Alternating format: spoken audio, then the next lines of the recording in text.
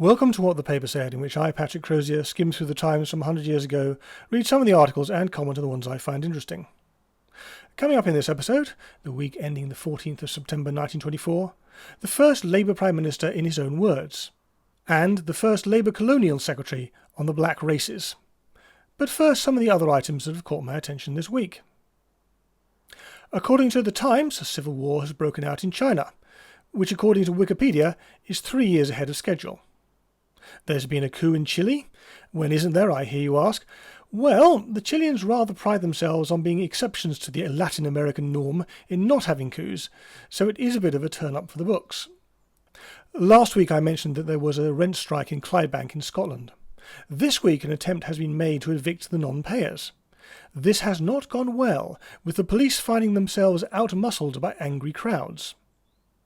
The Newfoundland government, Newfoundland was independent of the rest of Canada in those days, has come to the conclusion that prohibition of alcohol, if not other drugs, is a failure, and abolished it. An Italian fascist member of parliament, a Signor Casalini, has been murdered in revenge for the murder of Giacomo Matteotti, whose body was found last week. The Spanish government of Primo de Rivera, known to the Times as the Marqués de Estella, is clamping down on all forms of Catalan nationalism. This includes the national dance, why don't we have such a thing, the sardana, which can only be performed in front of the Spanish flag. It's been a busy week for Primo de Rivera, who has been visiting Morocco, where fighting is ongoing between Spain and the natives. Well, I say the natives, but the Times doesn't name them at all. Suffice to say, things are not going well. This week, the Times published an article suggesting that communist movements around Europe were losing members. When I saw this, my first reaction was, there's the Times indulging in some wishful thinking. And then I thought, was there subsequently a communist takeover anywhere in Europe other than by foreign invasion? With the exception of Yugoslavia and Albania, and that was wartime, I don't think there was, at least not one that explicitly called itself communist. On Friday, the Times published an editorial entitled Peopling the Empire. I don't propose to go into the details of what the article was about, other than to note, which I don't think I've done before, that the Times, and presumably others at the time, very much regarded immigration as a good thing. The Times has published a number of letters complaining about channel crossings, especially the chaotic and overcrowded conditions that meet travellers when they arrive at Dover. Another black mark against the Southern Railway. This is odd because of the railway groups created by the government's forced merging of their predecessors, Southern Railway, with its mainline electrification schemes, was probably the most successful of the bunch. The Metropolitan Police has stated that it has had to deal with 30 ink-splashing incidents, in which women's clothing was damaged, within the last year. The number of cases of tuberculosis seems to be falling. They're not quite sure why. In London, a woman was wheeling her bicycle across the pavement and attracted the displeasure of a policeman who took the view that she was engaging in obstruction. She gave her address and her surname, but not her first name, at which point the policeman arrested her. The policeman has now been fined £3 personally for assault. The court's taking the view that the woman in question had provided enough information to be identified. Public officials being personally liable for abusing their powers. Now there's an idea. By the way, I am perplexed by the meaning of the expression across the pavement. In British English, pavement means footway, but in other parts of the English-speaking world it means the main road, the paved bit. But you can hardly wheel your bicycle across a footway, so I'm going to guess that in wheeling her bicycle across the road, she was holding people up. I saw this in Tuesday's edition. This is from a Colonel E.P. Lyndon Bell. 30 years ago I went to Germany to study German for the Staff College. I had previously lived in French and Russian families with the same end in view. Without desiring it, I found that, and was astonished at, constant talk in Germany of the coming war with England, so that Germany might settle what Treitschke, he's a German historian and nationalist, called her account with her. Wow. The first ever Labour government, albeit a minority administration, took office in January 1924 with James Ramsay MacDonald as leader. Whatever your views on the Labour Party, this is undoubtedly a significant event, which implies that MacDonald is a significant character. For the last 6 months, I have been trying to find a speech reported by the Times that might illustrate why he has achieved what he has achieved. Well, I have failed. Most of what he says is frankly rather dull, and, spoiler alert, I'm beginning to run out of time. So right now anything will do. This is from a new preface to his book, Socialism, Critical and Constructive. The socialist transforms by the well-defined processes which a living social organisation allows. What on earth is that supposed to mean? I think he may just be referring to constitutional methods, although how you would apply that to Tsarist Russia is anyone's guess. He does not stop the life of society in order to try new experiments or to put a brand new system into operation. The pledges he gives do not concern his achievements of the morrow so much as the purpose which underlies and impregnates all his continuing action. I think this is known as getting your excuses in early. It didn't work, but our intentions were good.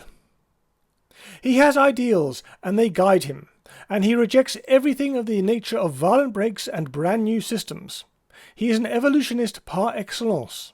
And even though he knows that the resistance of interests and log-like minds may defeat his methods at times, he remains an evolutionist because he is convinced that when revolutionary methods have done their work, the people whom reaction has victimized by imposing a revolution upon them will have to return to evolutionary transformation so soon as they have gained freedom.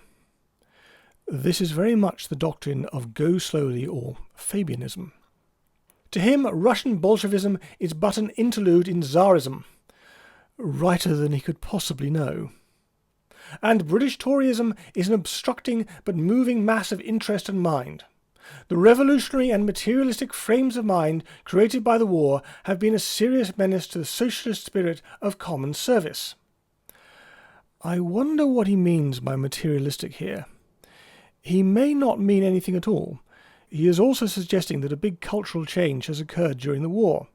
First of all, he is using that as another excuse.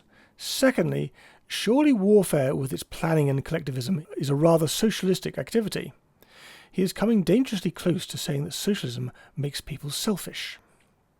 Profiteering has become universal, and action has shown a deplorable tendency to centre in self. The evil has not been confined to the classes generally designated as profiteers, but has infected all sections. That workmen should not tolerate without a struggle to remedy their conditions, which are not only hard but unjust, is good. But in their struggles to secure their ends, they are tempted to forget that they are all interdependent members of a social unity, and that consequently they only injure themselves by punishing those against whom they have a grievance, to such an extent that they injure the society to which they belong. There have been a lot of strikes since Labour came to office. The trade unionist has the same limitation imposed upon him in this respect as the capitalist. He cannot advance his interests at the expense of his society. No system of thought except socialism not only makes these limitations of wise action clear, but indicates the method by which the labour may obtain justice. It cannot be overemphasized that public doles, popularism, strikes for increased wages, limitation of output, and not only are not socialism, but may mislead the spirit and the policy of the socialist movement. Popularism?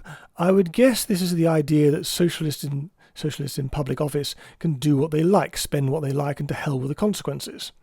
The Popular Board of Guardians was headed by one George Lansbury, who will, spoiler alert, become leader of the Labour Party in the 1930s. So MacDonald is attacking people in his own party. This is strong stuff.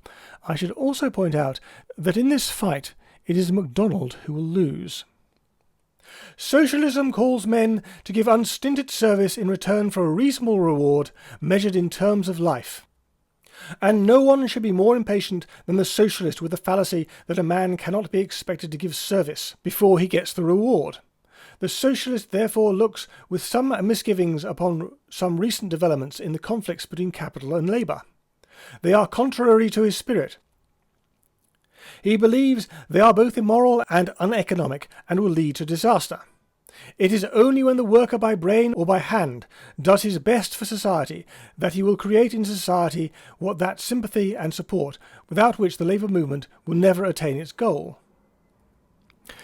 Or, to put it another way, trade unionists, please don't strike. And what is this goal exactly? Or even vaguely? And also, how does this differ from the existing situation?